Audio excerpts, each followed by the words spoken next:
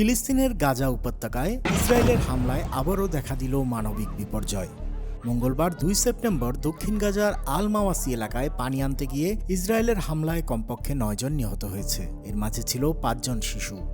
স্থানীয় নাসের হাসপাতালের একজন চিকিৎসক নিহত শিশুদের নিথর দেহের ছবি প্রকাশ করেন, যেখানে দেখা যায় রক্তের পাশেই পড়ে আছে পানির জগ। এই হামলা এসেছে ঠিক সেই সময় যখন ইসরায়েলি সেনাবাহিনী গাজা সিটি ত্যাগের নির্দেশ দিয়েছিল। কিন্তু এরপরে আরও ৬০,০০০ রিজার্ভ সেনাকে মোতায়েন করার প্রস্তুতি শুরু করেছিল। সেনারা আশ্বাস দিয়েছিলেন যে দক্ষিণ গাজা নিরাপদ এলাকা, যেখানে মানুষের জন্য চিকিৎসা, খাদ্য ও পানির ব্যবস্থা থাকবে। কিন্তু বিশেষজ্ঞরা বলছেন এই আশ্বাস বাস্তবতা থেকে দূরে। ইসরায়েলের সামরিক অভিযানকে বলা হচ্ছে গিডিয়নের চ্যারিয়টস। এতে বলা হচ্ছে গাজা সিটির নিয়ন্ত্রণ নেয়ার জন্য ৫টি ডিভিশন ব্যবহার করবে এবং যুদ্ধ বছরের শেষ পর্যন্ত চলতে পারে। ইতিমধ্যে পশ্চিম গাজার জাইটুন এলাকা ধ্বংস করা হয়েছে এবং পুরো গাজা সিটিকে সংকটপূর্ণ যুদ্ধক্ষেত্র ঘোষণা করা হয়েছে। গত ২৪ ঘন্টায় গাজা স্বাস্থ্য কর্তৃপক্ষের তথ্যানুযায়ী ৭৬ জন নিহত হয়েছেন। অন্যদিকে আন্তর্জাতিক মানবাধিকার সংস্থা বলছে ইসরায়েলের হামলা জাতিগত হত্যাযজ্ঞের সংজ্ঞায় পড়ে। এই হামলার ফলে প্রায় ১ মিলিয়ন মানুষকে জোরপূর্বক স্থানান্তরিত করতে হতে পারে। গাজা সিটি ইতিমধ্যেই অল্প থেকে অল্প দুর্যোগপূর্ণ পরিস্থিতির শিকার, যেখানে খাদ্য ও ওষুধের অভাব মারাত্মক মাত্রায় পৌঁছেছে।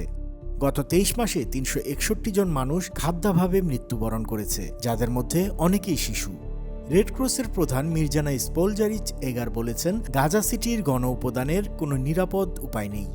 অন্যদিকে অনেকে গাজা সিটি ছাড়তে অস্বীকার করছেন, কারণ পূর্বে মানবিক এলাকা হিসেবে ঘোষিত স্থানগুলোতেও আক্রমণ হয়েছে। ইসরায়েলের প্রধানমন্ত্রী বেনিয়ামিন নেতানিয়াহু দক্ষিণপন্থী কোয়ালিশনের চাপের মধ্যে এই অভিযান চালাচ্ছেন। তবে দেশ জুড়ে প্রতিবাদও তীব্র হচ্ছে। প্রতিবাদকারীরা বলছে এই যুদ্ধ উদ্দেশ্যহীন এবং গাজায় থাকা বন্দীদের জীবন ঝুঁকিতে ফেলছে। ইসরায়েলের নিরাপত্তা বাহিনীর প্রধানও সরকারকে সংঘর্ষ বিরতি গ্রহণের পরামর্শ দিয়েছেন। ২ সপ্তাহ আগে হামাসও একটি স্থায়ী যুদ্ধবিরতির প্রস্তাব মেনে নিয়েছিল, কিন্তু ইসরায়েল এখনও কোনো প্রতিক্রিয়া দেয়নি, যা মধ্যস্থতাকারীদের বিভ্রান্ত করছে। গত ২৩ মাসে গাজায় নিহত হয়েছে ৬৩,৬৩৩ জন ফিলিস্তিনি, যাদের বেশিরভাগই সাধারণ নাগরিক। এই সংঘাত শুরু হয়েছিল ২০২৩ সালের ৭ অক্টোবর, যখন হামাস নেতৃত্বাধীন মিলিট্যান্টরা প্রায় ১২০০ মানুষকে হত্যা করে এবং ২৫১ জনকে জিম্মি নেয়।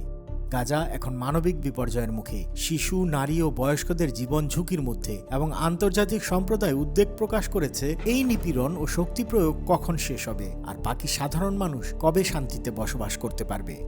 আপনার কি মনে হয়? মন্তব্য জানাতে পারেন কমেন্টে। আন্তর্জাতিক অঙ্গনের সব খবর জানতে সাবস্ক্রাইব করুন বাংলা ফ্লো ইউটিউব চ্যানেল। একই সঙ্গে বাংলা ফ্লো এর ফেসবুক, ইনস্টাগ্রাম ও টিকটকেও সংযুক্ত থাকুন সর্বশেষ আপডেটের জন্য।